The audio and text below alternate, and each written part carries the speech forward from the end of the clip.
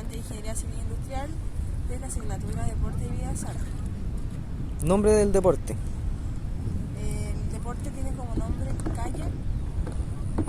Tiempo o periodos de juego según corresponda. El tiempo es libre, pero en una competencia va a depender de la distancia a la que va la meta. Cantidad de jugadores por equipo, si es que tiene. Bueno, el kayak uno puede ir solo, pero también existen kayaks dobles, que es para 2 personas. Y características del terreno de juego. El kayak se puede practicar en aguas tranquilas como río, embalse, lagunas o incluso piscina, y en aguas bravas como río de montaña e incluso mar abierto. Tipo de vestimenta adecuada para realizar el deporte. Principalmente se debe ocupar un chaleco salvavidas y también traje de baño en el caso de que sean aguas más heladas, traje de neopreno. Países en los que se juega. Se sabe que por todo el mundo se practica el deporte kayak. Explicación de cómo se juega. Bueno, remo se debe poner las manos a la altura de los hombros y al momento de que uno quiera doblar hacia la derecha debe introducir el remo al agua en la parte izquierda. Y para la izquierda se le mete el remo al agua al lado derecho. Así se gira el tiempo. Y eso es prácticamente lo que más se ocupa como. Ya, ahora puedes demostrar cómo podemos remar. ¿Puedes darte una vuelta?